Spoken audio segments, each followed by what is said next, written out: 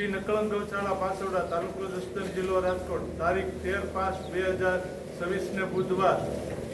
આજનું ગાયનું લીલું સ્વર્ગવાસ સમજુબેન બસુભાઈ ડોબરિયા, ઉંમર વર્ષ 95, ગામ ગીરગઢડા.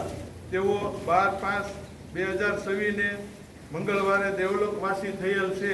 તો તેમની પાછળ અમેરિકાવાળાનું 110 મણ મકાઈ નાખવામાં આવે છે. બોલ રામા પીરની જય.